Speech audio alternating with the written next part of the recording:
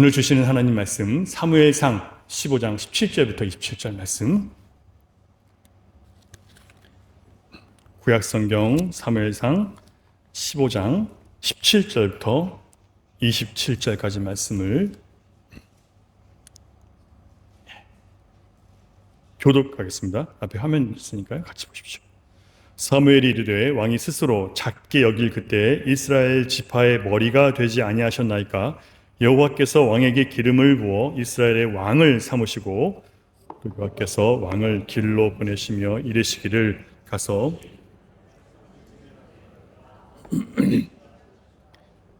어찌하여 왕이 여호와의 목소리를 청종하지 아니하고 탈취하기에만 급하여 여호와께서 악하게 여기시는 일을 행하였나이까.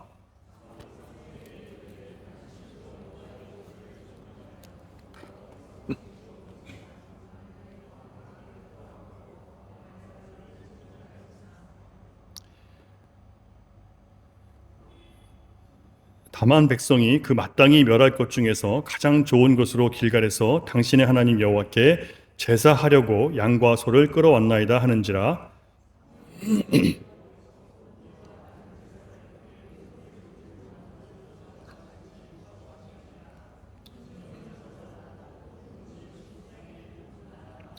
이는 거역하는 것은 점치는 죄와 같고 완고한 것은 사신 우상에게 절하는 죄와 같음이라. 왕이 여호와의 말씀을 버렸으므로 여호와께서도 왕을 버려 왕이 되지 못하게 하셨나이다 하니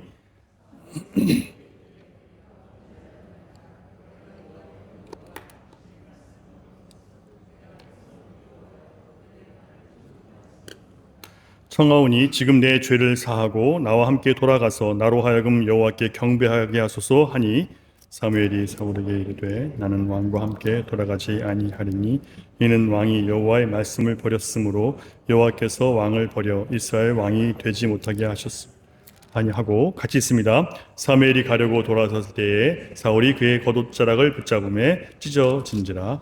아멘. 미국 남침례 신학대학원을 졸업하고 캘리포니아의 크라이스트 커뮤니티 처치라는 교회에서 장로로 섬기면서 동시에 기독교 작가로 활동하고 있는 릭 로드헤버라는 분이 복음과 도시라는 기독교 사이트에 올린 글을 제가 소개하면서 말씀을 시작하려고 합니다. 그가 쓴 글의 제목이 제가 좀 이렇게 놀라면서 봤던 게 뭐냐면 교회를 떠나는 좋은 이유와 나쁜 이유라는 제목이었기 때문에 그래요. 교회를 떠나는 좋은 이유와 나쁜 이유. 교회를 떠나야 될 마음을 갖게 된 대부분의 신자들은요, 자신이 이 교회를 떠나야 될 이유를 찾고 또 자신이 새롭게 정착해야 될 교회에 대한 어떤 기대와 바람들이 있기 마련입니다. 근데 그런 경우에 대부분의 신자들은 자신은 하나님께 기도해보고 결정한다고 말을 하는데 안타깝게도 대부분의 사람들이 교회를 옮기는 이유는 좋은 이유가 아니라 나쁜 이유 때문에 옮기게 된다고 그렇게 그가 지적합니다. 그리고 교회를 옮기고 나서는 똑같은 고민에 또 빠진다는 거죠. 그런 측면에서 이 릭 로드헤버라는 분이 쓴 글이 우리가 이런 상황이 있을 때 영적으로 분별하는 데 큰 도움을 줄 수 있기 때문에 한번 소개하려고 합니다. 먼저 교회를 떠나서는 안 되는 4가지 나쁜 이유를 얘기하는데요. 첫 번째는 개인적인 선호라고 얘기를 합니다. 한번 읽어보시겠어요? 시작. 단지 자신의 취향이 충족되지 않는 이유로 교회를 떠나서는 안 된다. 예를 들어서 예배 음악이 또 예배 방향이 마음에 들지 않거나 교인 수가 갑자기 커져서 많아져서 예전에는 가족같이 서로 좋았는데 교회가 커져서 나는 이런 교회 싫습니다라고 옮긴다거나 목사의 설교 스타일이 거슬린다는 이유 등 만약에 나의 취향이 우리의 선택을 이끌 때 우리는 주님의 교회를 사랑하는 것이 아니라 자신의 만족을 위해서 교회를 소비하고 있는 것이다 라고 그렇게 지적을 합니다. 제 얘기가 아니라 그분의 얘기예요. 두 번째는 대인 갈등 때문에 떠나는 사람. 한번 읽어보겠습니다. 시작.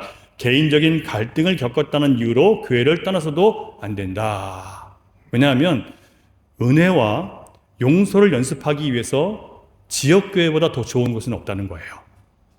교회가 우리로 하여금 하나님의 은혜를 실천하고 용서를 실천하고 또 하나님의 말씀에 순종하기 위한 너그러움과 또 말씀의 어떤 어려운 것들을 연습하는 곳인데 만약에 내가 갈등 때문에 떠난다면 다음 교회에서도, 그리고 또 떠나서 또 다음 교회 간다 하더라도 똑같은 패턴이 반복될 것이다라고 얘기합니다. 세 번째, 진짜 괜찮은 교회가 근처에 있어서, 우리 교회는 지루하다는 이유로 또는 다른 교회가 더 흥미로워 보인다는 이유로 떠나지 마라. 이것을 소비주의라고 저자가 이렇게 지적합니다. 늘 새로움을 추구하게 만들고 새로운 선택이나 더 나은 새로운 선택을 하면 더 나은 결과를 가져오게 될 것이라고 그렇게 생각하는 거죠. 그런데 그런 태도는 우리를 끊임없이 불안하게 만들고 헌신을, 내가 있는 곳에서 헌신하는 것을 회피하게 만든다는 거예요. 늘 더 나은 선택지를 찾아서 새로운 것을 기웃거리지만 계속 교회를 옮기는 일만 반복하게 될 것이라는 거죠. 네 번째, 마지막인데, 당신이 성장을 위해 도전을 받고 있거나 죄가 드러나 지적되고 있기 때문에 나는 불편해서 옮긴다. 어떤 분들이 그렇게 얘기해요. 자꾸 나를 찔러서 기분이 나빠서 나는 교회를 옮기겠다라고 말씀하시는 분들이 계세요. 같이 한번 읽어볼까요? 시작. 나의 죄가 드러나기 시작하고 내면의 불안과 미숙함이 비춰지는 경우에, 그래서 삶의 어떤 부분이 도전받는 이유로 교회를 떠나지 말라. 왜냐하면 그런 순간이 오히려 나의 회개를 이끌고 믿음을 실천하기에 가장 좋은 때이기 때문에 그렇다는 거예요. 교회 공동체는 바로 이런 목적을 이루기 위해서 존재하는 것이다. 결국은 갈등이 교회를 떠나게 만드는 이유가 되어서도 안 되고, 또 내 취향이 교회를 떠나게 해서도 안 되고, 주변에 더 좋은 교회가 있어서도 안 되고, 내가 어떤 나의 잘못이나 죄가 지적받거나 자꾸 나에게 뭔가 요구되기 때문에 떠나는 것도 잘못됐다는 거예요. 만약에 이런 글을 목사가 썼다면, 목사가 자기 잘못은 모르고 성도를 붙잡으려고 한다라고 평가할 수 있습니다. 다행히 장로님이 이 글을 쓰신 거예요. 전 너무 다행이에요. 예. 그리고 마지막으로 이 장로님이 이런 질문을 던집니다. 만일 당신이 교회를 떠날 생각을 하고 있다면 자신에게 이렇게 질문하라. 당신이 지금 교회를 떠나고 싶어하는 바로 그 이유가 하나님께서 애초에 당신에게 이 교회를 주신 바로 그 이유는 아닐까? 이해가 되세요? 지금 떠나고 싶어하는 바로 그 이유가 하나님께서 애초에 이 교회로 여러분을 이끄신 이유라는 거예요. 두 번째, 나의 취향은 충족되지 않는가? 취향이 충족되지 않는가? 질문을 한번 해보라는 거죠. 답은 새로운 공동체를 찾아서 배를 갈아타는 게 목적이 아니라 자기 취향을 만족시키고 싶어하는 자기 중심성을 죽이라는 거예요. 피하고 싶은 갈등이 있는가? 질문하세요. 자기에게. 그렇다면 나에게 필요한 것은 새로운 교회가 아니라, 갈등이 없는 교회가 아니라 겸손 안에서 사랑으로 진리를 말하는 법을 배우는 것이다 라고 이야기합니다. 마지막으로 이런 질문을 해요. 지금 이 자리에서 하나님이 나를 통해 이루고자 하시는 복음 사역을 내가 버리고 있는 건 아닌가? 떠나든 남든 교회를 계속 사랑하라. 교회가 완전해서가 아니라 교회가 그리스도께 속했기 때문이다. 교회를 떠나는 좋은 이유 네 가지 말씀드리고 싶은데요. 시간이 너무 많이 걸릴 것 같아서 교회를 떠날 마음이 생기신 분들이 만일 저를 찾아오신다면 제가 나중에 말씀드리도록 하겠습니다. 자, 오늘 우리가 읽은 사무엘상 15장 말씀은요, 우리가 우리 삶의 중요한 선택에 있어서 무엇을 가장 큰 선택의 기준에 두고 사느냐가 얼마나 우리 삶에 결정적인 변화와 차이를 만들어내는지를 보여주는 말씀입니다. 그러니까 우리가 우리 삶의 선택에 있어서 무엇을 기준으로 삼고 있느냐, 이것이 얼마나 우리 삶에 큰 변화와 차이를 일으키냐. 많은 신앙의 선배들은요, 하나님 말씀인 성경을 우리를 비춰보는 거울이다라고 그렇게 말을 합니다. 다시요, 성경이 뭐라고요? 우리를 비춰보는 거울이다. 거울을 통해 내 비치는 모습을 우리는 하루에 몇 번씩 쳐다봅니까? 거울 몇 번씩 보세요. 틈만 나면 보게 되겠죠. 심지어 지나가다가 창에 비친 내 모습도 비춰보고 우리는 끊임없이 확인해요. 내가 확인하는 이유는 내가 잘난 것을 보고 도취되기 위해서 하는 게 아니라 얼굴에 뭐가 묻지 않았는지, 머리는 헝클어지지 않았는지, 또 거울을 보면서 화장을 고치기도 하고, 내 온 매무새를 다시 고치기도 합니다. 무슨 얘기예요? 내가 좀 더 깨끗하고 또 아름답게 그리고 다른 사람들에게 해를 끼치지 않게 보이게 하기 위한 자기 단장이란 말이에요. 마찬가지로 성경 말씀은 우리가 영적으로 우리 영혼을 단장하게 만드는 거울이에요. 성경 말씀은 내가 영적으로 더럽혀지진 않았는지, 하나님께서 입으라고 하신 정결한 옷은 내가 입고 있는지, 우리 마음에 악한 생각이나 감정이나 뜻이 있지는 않은지를 비춰보게 해주는 것이 말씀이에요. 성경을 영혼의 거울이라고 말합니다. 여러분, 영혼의 거울을 얼마나 자주 비춰보고 계십니까? 그걸 안 하기 때문에 우리가 그렇게 영적으로 분별력이 없고 힘이 없는 거예요. 자꾸 세상 사람들과 같은 길을 가는 거예요. 왜요? 거울을 안 보니까. 내가 얼마나 때묻은지도 모르고 내가 얼마나 추한지도 모르고 그냥 사는 거예요. 왜? 영적 거울로 나를 비춰보지 않기 때문에. 오늘 말씀은 이스라엘의 첫 번째 왕 사울의 때에 아말렉과의 전쟁에 대한 이야기가 그 배경입니다. 15장 전체 내용을 좀 소개하면 하나님께서 그의 종 사무엘에게 가서 사울에게 이 말을 전해라라고 말씀합니다. 3절을 같이 한번 보겠습니다. 여러분 성경 펴셔서요. 3절, 15장 3절입니다. 시작해요.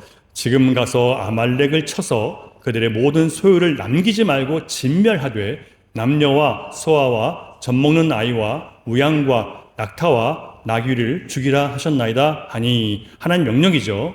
이 전쟁에 대해서 현대 신학자들이나 윤리학자들은 맹렬하게 하나님을 비난해요. 왜냐하면 심지어 누구까지? 젖먹는 아이까지 진멸하라고 했기 때문에 이런 명령은 현대적인 관점에서 보면 집단 학살로 해석이 됩니다. 제노사이드라고 얘기하죠. 인종차별 또 종교적 차이로 인해서 상대방 집단을 다 죽여버리는 거, 학살해버리는 겁니다. 그래서 일부 성경 비평가들은 이 말씀을 가지고 구약의 하나님은 폭력적이고 잔인한 존재라고 비판합니다.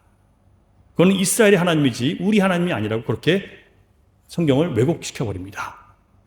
그런데 하나님은 왜 사울에게 아말렉을 진멸하라고 하셨는지 그 이유를 밝히고 있는데요. 2절 말씀입니다. 2절 시작. 만군의 여호와께서 이같이 말씀하시기를 아말렉이 이스라엘에게 행한 일 곧 애굽에서 나올 때의 길에서 대적한 일로 내가 그들을 벌하노니. 뭐 때문에요? 애굽에서 백성들이 나올 때 했던 그들의 악함을 때문에 내가 지금 그들을 벌한다고 말씀하세요. 그러니까 출애굽기 17장 8절 말씀 보면 이스라엘 백성들이 느비딤 광야에서 지금 가고 있는 중이에요. 머물러 있는데 아말렉이 쫓아와서, 아말렉은 사람들을 약탈하고 빼앗아서 자기 배를 불리는 호전적인 사람들이에요.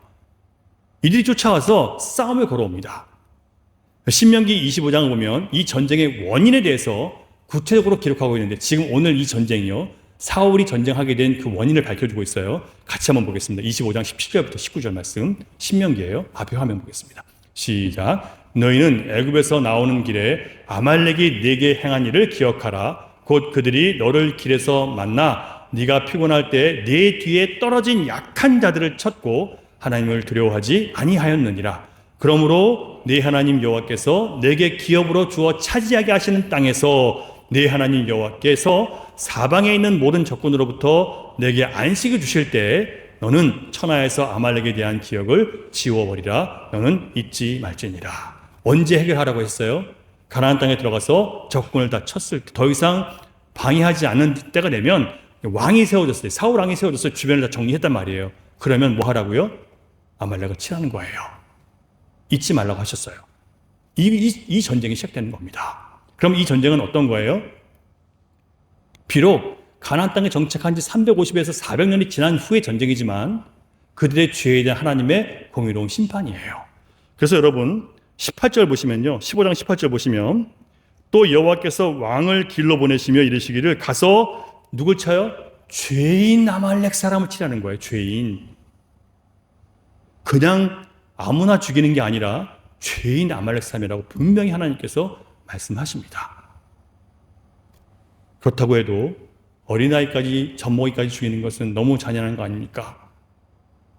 그런데 아말렉의 이 진멸하라는 명령은요, 하나님과 그의 나라를 대적하고 거역하고 회방하는 세력에 대한 하나님의 최종적인 심판을 상징하고 예고하는 현재적인 사건이에요. 이해가 되세요? 그러니까 오늘 우리 삶 가운데 하나님의 심판들이 있어요. 그 심판은 뭐냐면 결국 모든 악에 대해서 하나님께서 기뻐하지 않는 모든 것들에 대해서 하나님께서 보내신 아들을 믿지 않는 것에 대해서 반드시 심판이 있을 것인데 그 최종적인 심판을 미리 보여준다는 의미예요. 이게 아말렉과의 전쟁이라고요. 이해를 하고 계시는 건지 표정은 잘 모르겠어요. 제가 이해를 하신 건지. 다시 한번 설명드리면 최후 심판이 우리에게 있어요. 우리는 최후 심판을 의식하지 않고 살죠.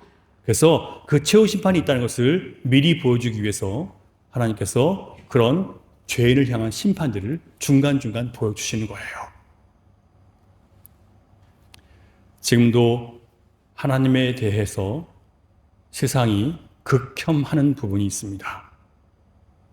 사랑의 하나님, 용서의 하나님, 도덕적이고 올바른 하나님 다 좋아요. 그런데 사람들이 극혐하는 하나님 어떤 분이냐면 우리의 삶에 대해, 우리의 신앙에 대해 최후 심판을 하시는 하나님. 세상은 극혐하고 있습니다. 심지어 신자들 중에서도 하나님의 심판은 싫다고 말하는 사람들이 있어요. 하지만 확실한 것은 우리가 좋든 싫든 하나님 나라의 완성은요, 예수님께서 이 땅에 다시 오시는 날, 심지어 죽은 자들까지 다 살리셔서 그리스도의 심판대에 세워서 영원한 형벌과 영원한 생명의 복을 심판대 앞에서 결정하신다는, 이게 완성이에요. 그래서 오늘 우리가 하나님 말씀 안에 살아가고 말씀이 비춰주고 보여주고 인도하고 성령이 감동해 주시는 주님의 길을 분별하고 선택하면서 사는 것이 얼마나 중요한지를 반드시 알아야 됩니다. 그런데 오늘 본문을 보면 사울은 하나님께 받은 명령을 청종하지 않았습니다. 9절 보겠습니다. 9절 여러분 성경 보세요.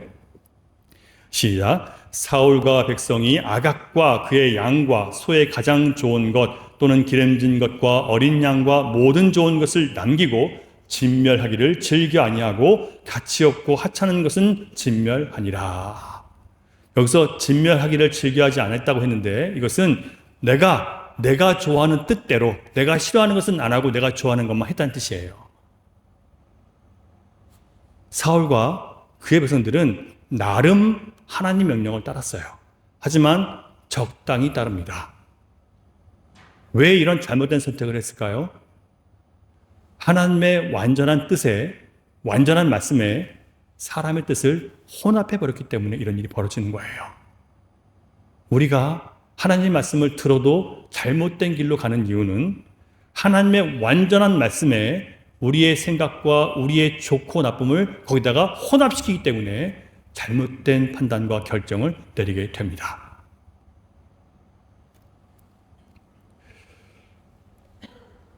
그런데 사울은 나중에 사무엘이 사울을 책망하기 위해서 내려왔을 때 얼마나 뻔뻔하게 대답하는지 몰라요. 13절 보겠습니다. 13절 같이 읽어요. 사무엘이 사울에게 이른즉 사울이 그에게 이르되 원하건대 당신은 여호와께 복을 받으소서. 내가 여호와의 명령을 행하였나이다 하니, 사무엘이 사울에게 찾아왔는데 사울이 뭐라고 하냐면 원하건대 당신은 여호와께 복을 받으소서. 내가 여호와의 명령을 행했습니다. 얼마나 웃기는 말이에요. 내가 여호와의 명령을 행했으니까 당신은 여호와께 복 받을 일만 나왔습니다라고 얘기하는 거예요. 웃기지 않아요? 자기는 행했대. 그러니까 당신은, 말을 전한 당신은 그대로 됐기 때문에 복 받을 일만 남았습니다. 무슨 뜻일까요? 하나님 말씀에 자기 마음에 좋은 뜻을 섞어버린 사울은요, 영적으로 눈이 멀어버린 거예요. 우리의 탐심과 욕망은요, 하나님 말씀을 말씀대로 보지 못하게 만들어요.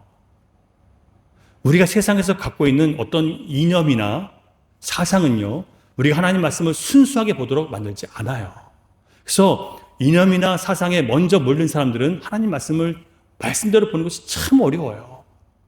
그래서 교회를 오래 다녀도 여전히 거기 머물러 있는 사람들이 많은 거예요. 그래서 교회가 이념과 사상 때문에 맨날 갈라지고 싸우는 거예요. 한국 교회가.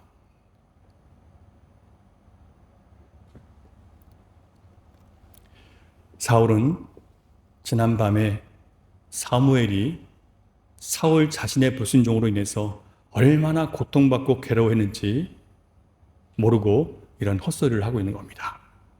얼마나 한심했을까요? 뻔뻔한 사울에게 사무엘이 다시 묻습니다. 그럼 지금 내 귀에 들리는 양의 소리와 소의 울음소리는 뭡니까? 자기는 다 진멸하고 왔대요. 그런데 여기저기서 무슨 소리가 나요? 소와 양이 우는 소리가 나는 거예요. 뻔히 드러날 거짓말을 하고 있는 거죠. 이게 사울의 변명이에요. 15절 말씀 보겠습니다. 15절 시작. 사울이 이르되 끌어온 것인데 백성이 당신의 하나님 여호와께 제사하려 하여 양들과 소들 중에서 가장 좋은 것은 남김이요 그 외의 것은 우리가 진멸하였나이다. 자, 사울이 말해요. 누가 그랬대요? 나는 말고 무리와 백성들이 그런 거예요. 책임은 누구한테 있습니까? 왕인데 왕이 자기 잘못은 감추고 변명하려고 하는 그런 사울에게 사무엘은 간밤에 왕이 하나님께서 나에게 하신 말씀을 내가 지금 왕에게 하겠다고, 이제 왕은 더 이상 변명하지 말라고 가만히 있으라고 말합니다. 무슨 얘기냐면 당신의 의미 없는 변명은 더 이상 듣고 싶지 않습니다. 이제 하나님 말씀을 좀 들으십시오. 그리고 17절부터 19절 말씀을 전하는 거예요. 들어보겠습니다. 같이 17절부터 19절 시작. 사무엘이 이르되 왕이 스스로 작게 여길 그때에 이스라엘 지파의 머리가 되지 아니하셨나이까. 여호와께서 왕에게 기름을 부어 이스라엘 왕을 삼으시고 또 여호와께서 왕을 길로 보내시며 이르시기를 가서 죄인 아말렉 사람을 진멸하되 다 없어지기까지 치라 하셨거늘 어찌하여 왕이 여호와의 목소리를 청종하지 아니하고 탈취하기에만 급하여 여호와께서 악하게 여기시는 일을 행하였나이까. 여호와의 목소리를 왜 청종하지 않았습니까? 왕의 머리에 기름을 부어서 이스라엘 왕을 삼으신 하나님, 왕을 하나님의 사명을 감당하라고 하나님의 길로 보내셔서 죄인 아말렉을 진멸하라고 하셨는데 왜 그 일을 하지 않습니까? 왜 전리품을 탈취하는 데만 정신을 다 빼앗겼습니까? 그것이 하나님 보시기에 악한 일이라고는 생각하지 않았습니까? 라고 책망합니다. 여러분, 사울이 왜 이런 잘못된 결정을 했을까요? 그렇게 하는 것을 자신이 좋아했기 때문에 그래요. 그리고 모든 백성들이 다 좋아했기 때문에 그래요. 하나님의 뜻은요, 나도 별로 좋아하지 않고 모든 백성들이 싫어할 수도 있어요. 우리는 거듭났고 하나님 자녀가 됐으니까 하나님의 뜻을 다 좋아하고 나는 기뻐할 것이다. 절대 그렇지 않습니다.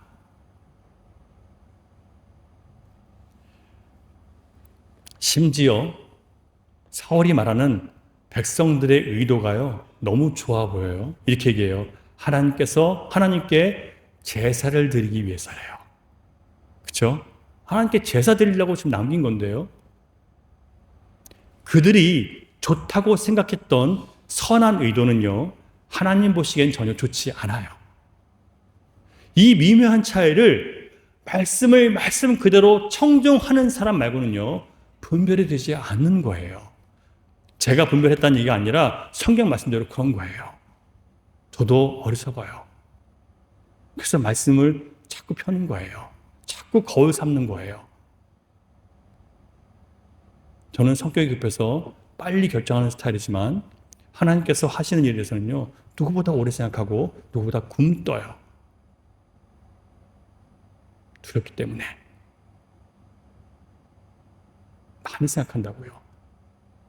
많이 기도한다고요. 우리 같으면 하나님께 제사도 드리고 우리도 좋으니까 누이 좋고 매부 좋고 꽁도 먹고 알도 먹고 아니 가장 좋은 선택을 한 건데 하나님 참 이상한 분이시네요 라고 생각하지 않을까요? 이게 죄로 타락한 망가진 인간의 지성과 이성과 양심이라고요. 우리의 이 망가진 이성과 지성과 양심은요, 매 순간 거듭났다고 해서 끝나는 게 아니라 매 순간 하나님 말씀을 거울로 삼아서 비춰보지 않으면요 보이지 않아요. 하나님 앞에 서지 않으면 안 보인다고요. 사울은 분명히 들었습니다.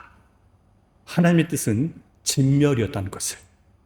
거기에는 왕이나 백성들의 어떤 평가나 판단이나 의견이 개입되어서는 안 되는 거예요. 그런데 사울과 백성들 입장에서는 우리는 충분히 진멸했는데요. 우리는 오히려 더 좋은 일을 했는데요.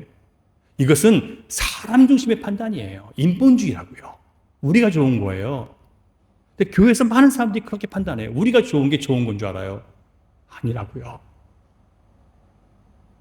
하나님 관점으로 볼 때는 말씀이 그대로 되지 않는 것은 다 불순종이고 악이에요. 악. 의도가 선해도 악이잖아요, 여러분.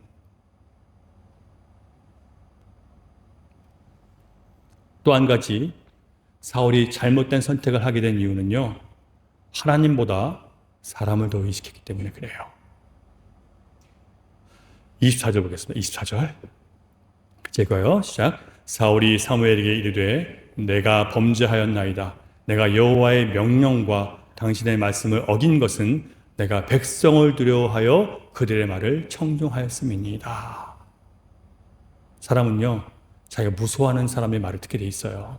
덜 무서워한 사람은 에이, 그 사람은 뭐 별로 혼내지 않으니까. 우리 집에서는요, 저희 딸은 저보다 예리 엄마를 더 무서워해요. 예. 저는 좀 딸 바보라서 자꾸 이렇게 봐주는데 엄마는 안 봐주거든요. 그러니까 똑같은 거예요. 우리가요, 하나님 안 무서워해요. 하나님 뭐 사랑이시니까, 뭐 하나님 용서하시니까. 하나님이 얼마나 죄를 미워하신지를 우리는 생각을 못해요. 우리가 하나님보다 사람을 더 두려워하는 이유는 사람들의 칭찬이나 인정, 존경을 받고 싶어서, 사람들과 좀 안 다투고 편안하게 살고 싶어서 이렇게 하는 거죠. 사람을 두려워하는 사람은 하나님을 거역하고 등지게 되고, 반대로 하나님을 두려워하는 사람은 많은 경우에 사람을 등지고 사람과 다투게 됩니다. 미움을 받아요. 반대를 받습니다. 그래서 사람들은 하나님보다 사람을 더 두려워하는 잘못된 판단을 자꾸 하게 되는 거예요. 출애굽기 1장을 보면 이스라엘 남자아이들이 태어나면 다 죽여버리라는 애굽왕 바로의 명령이 산파들에게, 이스라엘 산파들, 히브리 산파들에게 주어졌습니다. 이 히브리 산파들이 왕의 명령을 어떻게 해요? 죽을 각오를 하고 어겨버려요. 뭐라고 기록되어 있냐면 성경에, 그러나 산파들이 하나님을 두려워하여 애굽 왕의 명령을 어기고 남자아기들을 살린지라. 무엇이 더 중요한 가치예요? 하나님을 두려워하는 것이 최고의 올바른 선택을 하게 만드는 거예요. 그게 믿음으로 살게 만드는 거예요. 시편 56편 4절 말씀.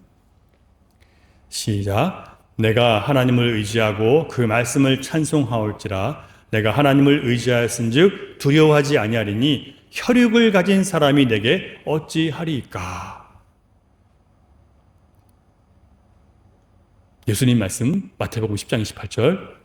시작. 몸은 죽여도 영혼은 능히 죽이지 못하는 자들을 두려워하지 말고 오직 몸과 영혼을 능히 지옥에서 멸하실 수 있는 이를 두려워하라.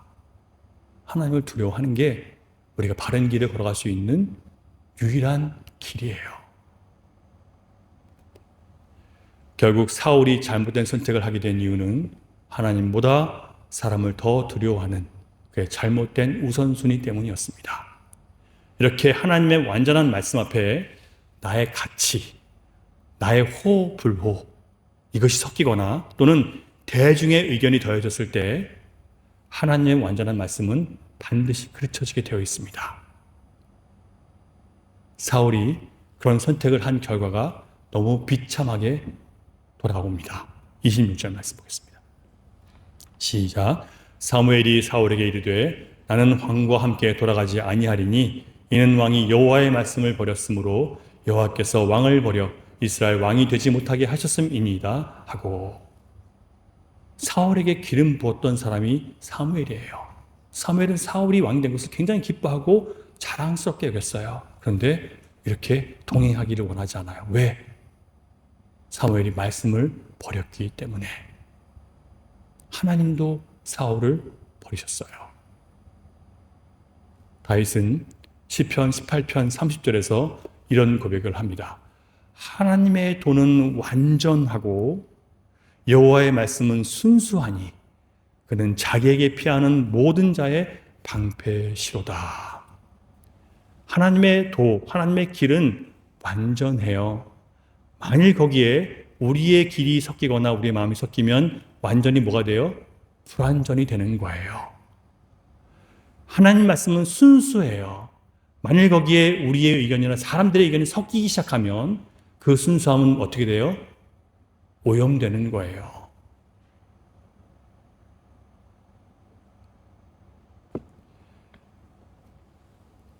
하나님께 버림받은 사울과 달리 사울이 그렇게 미워해서 시기해서 죽이려고 원수처럼 여겼던 다윗은요, 오히려 자기를 죽이려고 쫓아다니던 사울을 2번이나 죽일 수 있는 기회가 있었음에도 불구하고 죽이지 않습니다. 2번째 기회였던 10황무지에서, 광야에서 사울과 사울의 용사들이 다윗을 쫓다가 지쳐서 깊은 잠에 빠졌습니다. 멀리서 지켜보던 다윗과 아비새가 둘이 정탐하러 가요. 사울과 군인들은 깊이 잠들어 있어요. 다윗의 장군 아비새가 이렇게 말합니다. 하나님이 오늘 당신의 원수를 당신의 손에 넘기셨나이다. 그러므로 청하오니 내가 창으로 그를 찔러 단번에 땅에 꽂히게 하소서. 내가 그를 2번 찔 것도 없으리이다. 지금 다 잠들어 있으니까요, 사울왕 죽여버리면 얼마나 좋아요. 더 이상 도망칠 필요가 없잖아요. 원래 약속대로 다윗이 왕이 될 수 있잖아요. 그러니 죽이면 좋죠. 그런데 다윗이 뭐라고 대답한지 아세요? 내가 손을 들어 여호와의 기름 부음 받은 자를 치는 것을 여호와께서 금하시나니. 엔게디 황무지와 10광야에서 이렇게 2번이나 자기의 불행을 빨리 끝낼 수 있는 기회가 있었습니다. 그와 함께한 장군들도 오늘이 바로 하나님께서 당신의 원수를 갚을 수 있는 바로 그날을 허락한 것이라고 부추깁니다. 그런데 그때마다 다윗은 자신에게 좋은 것보다, 주변 사람들이 모두 좋은 의견이라고 주장하는 것보다 하나님 말씀을 거울로 삼아서 자신의 생각과 사람들의 의견을 비춰봅니다. 그리고 자신과 모든 사람이 좋아하는 것을 버려요. 그리고 하나님의 완전한 말씀을 선택합니다. 그 결과는 뭐였을까요? 고생이죠 뭐. 또 도망 다녀야 되니까. 고생이었어요. 비참했어요. 그런데 최종 결과가 무엇인지 확인해 보시겠어요? 사무엘상 24장 17절부터 20절 말씀, 성경 앞에 보시면서 같이 읽을게요. 시작. 다윗에게 이르되 나는 너를 학대하되 너는 나를 선대하니 너는 나보다 의롭도다. 내가 나 선대한 것을 오늘 나타내나니 여호와께서 나를 네 손에 넘기셨으나 내가 나를 죽이지 아니하였도다. 사람이 그의 원수를 만나면 그를 평안히 가게 하겠느냐? 내가 오늘 내게 행한 일로 말미암아 여호와께서 내게 선으로 갚으시기를 원하노라. 보라, 나는 내가 반드시 왕이 될 것을 알고 이스라엘 나라가 내 손에서 견고히 설 것을 아노니. 누가 한 말이에요? 사울이 다윗에게 이런 고백을 하는 거예요. 잠언 16장 7절 말씀 보면 사람의 행위가 여호와를 기쁘시게 하면 그 사람의 원수라도 그와 더불어 화목하게 하시느니라. 좀 말씀이 너무 놀랍지 않으세요, 여러분? 사람의 행위가 여호와를 기쁘시게 하면 그 사람의 원수라도 그와 더불어 화목하게 하시느니라. 이게 바로 하나님의 나라가 세워지는 거예요, 이 땅에서요. 교회가 이런 역사들을 나타내기를 주님이 원하고 계십니다. 이것을 위해서 우리를 부르신 거라고요. 오늘 말씀은 분명히 우리에게 가르쳐 줍니다. 하나님이 가장 기뻐하시는 것은 우리가 하나님 말씀을 청종하는 거예요. 뭘 많이 하는 게 아니라고요. 여러분이 뭔가 더 많이 해서 하나님 기쁘시게 하는 게 아니라 하나님이 이미 하신 말씀에 내가 조건실건 듣고 따르는 거예요. 청종은 히브리어로 샤마라고 합니다. 그래서 신명기 6장 4절부터 9절 말씀을 쉐마라고 하죠. 명령어예요. 샤마의 명령어, 들으라 라는 뜻이에요. 고대 히브리어 문화에서 듣다라는 말은요, 지적 이해와 동시에 행동이 결합되는 것을 의미합니다. 말로만 아는 게 아니라 행동이 결합되어 있어요. 하나님 말씀을 들었으면 그 들은 것이 삶에 적용해서 따라 사는 것, 이게 청종이에요. 말씀을 많이 아는 것이 하나님을 기쁘시게 하는 것이 아니라 하나를 알아들어도 따라 살아내는 것을 하나님 기뻐하세요. 그래서 목사가 제일 참 두려운 사람이에요. 신학 박사들이 제일 무서워해야 돼요. 왜? 아는 건 많은데 잘 못 살고 있으니까 두려워야죠. 두려워요. 그래서 더 매달리는 거예요, 저도. 말씀을 들었지만 따르지 않는 것이요, 얼마나 큰 죄인지 여러분 아세요? 듣고 따르지 않는 것이 죄예요, 여러분. 얼마나 큰 죄인지 아세요? 확인하겠습니다. 23절. 시작. 이는 거역하는 것은 점치는 죄와 같고 완고한 것은 사신 우상에게 절하는 죄와 같음이라. 듣고 따르지 않는 것은요, 하나님이 가장 싫어하시는 죄 뭐예요? 귀신에게 점치는 것과 똑같아요, 여러분. 말씀을 듣고 안 따르는 게 귀신에게 점치는 것과 똑같은 죄라니까요, 여러분. 깜짝 놀라셨죠? 저도 깜짝 놀랐어요. 완고한 것은 뭐냐면 들었음에도 불구하고 내고집 부리는 거예요. 아, 그렇지만 주님, 그건 주님 마음이고 내 마음은 그렇지 않아요. 이 완고한 것이 뭐라고요? 사신 우상, 사악한 우상에게 절하는 것과 똑같다는 얘기예요. 얼마나 무거운 죄인지 아시겠습니까?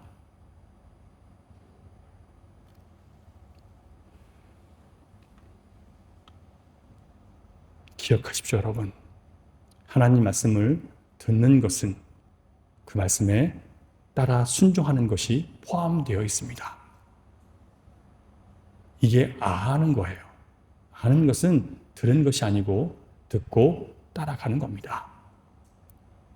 내 마음의 소리를 듣고 따르는 것이 아니라 하나님이 기록하신 말씀과 선포되는 설교를 통해서 나에게 주시는 감동을 따라 회개도 하고 주시는 비전을 따라 움직이기도 하고 내 마음이 좋건 싫건 따라가는 것이 그게 바로 청종이에요. 사랑하는 여러분, 말씀을 들으셨습니다. 이제 남은 것은 우리가 따라 사는 것이에요. 이것은 우리의 책임이에요. 하나님 앞에 여러분이 이 말씀을 붙들고 서셔야 됩니다. 어떻게 살아내시겠습니까? 성경을 읽거나 설교를 듣는 것을 넘어서 말씀을 거울 삼아서 날마다 나를 들여다보는 시간을 주님께 꼭 드리시기를 부탁드립니다. 말씀을 거울 삼으세요. 한 번이라도 좀 주중에 설교를 다시 한번 들어보세요. 두 번째, 내가 들은 말씀은 좋든 싫든 반드시 행동으로 이어지게 하겠다는 뜻을 정하고 오늘부터 한번 시작해 보세요. 벽에 붙여놓으세요. 좋든 싫든 내가 들은 말씀은 나의 삶으로 이어지게 하겠다. 만약에 무너졌으면 다시 주님의 도우심을 구하고 또 다시 시작하시면 돼요. 셋째, 이미 선포된 하나님의 분명한 뜻에 대해서는 내 뜻이나 다른 사람의 의견을 섞지 말고 따라갑시다. 어떤 것이 있을까요? 하나님의 뜻은 우리 거룩이에요. 마음과 뜻과 힘을 다해 여호와 하나님을 사랑하는 거예요. 말씀으로 자녀들을 가르치는 것이 하나님의 뜻이에요. 먼저 대접하는 것이 하나님의 뜻이에요. 섬김을 받기보다 섬기는 것이 하나님의 뜻이에요. 악을 선으로 갚는 것이 하나님의 뜻이에요. 용서하고 이해하고 품어주는 것이 하나님의 뜻이에요. 예수님으로 말미암아 욕을 당하고 핍박당하는 것이 하나님의 뜻이에요. 이것이 천국을 우리 삶 가운데 만들어내는 것이에요. 이스라엘 사람들은 하나님 말씀을 가죽이나 파피루스에 적어서 손이나 이마에 메어두고 문설주나 성문에 써둡니다. 이것은 내 모든 삶의 영역에서 내 손이, 내 머리가 각오하는 모든 일 속에 하나님의 말씀 안에 두겠다는 그런 의지와 결단의 표현이에요. 그것을 형식적으로만 하는 것은 중요하지 않아요. 행함이 있어야죠. 그러나 이런 것도 있어야 된다는 거예요. 필요해요. 내가 해보기 위해서 노력이 있는 거죠. 그리고 우리나라요. 우리의 의지와 결단만으로는 절대 부족임을. 그래서 예수 그리스도 십자가 공로와 성령의 도우심을 구하는 기도가 우리 절실하게 필요합니다. 들은 말씀이 내 삶에 이루어지도록 끊임없이 말씀으로 나를 갈아엎는 시간들이 필요해요. 겸손히 그 말씀 앞에 나를 낮추어서 하나님 말씀이 나를 이끌도록 하나님 말씀을 의지하고 성령의 도움을 구하면서 말씀을 잘 듣고 따라가는 것. 이렇게 할 때 성령께서 깨우쳐 주시고 인도하시고 도와주시고 새롭게 변화시켜 주실 것입니다. 거기서 우리는 정말 말씀이 살아있네. 누구에게? 청종하는 자에게 살아있어요. 예배가 기쁨이 되고 기도가 즐거운 사람이 될 것입니다. 이런 놀라운 변화가 있도록 같이 기도하면 좋겠습니다.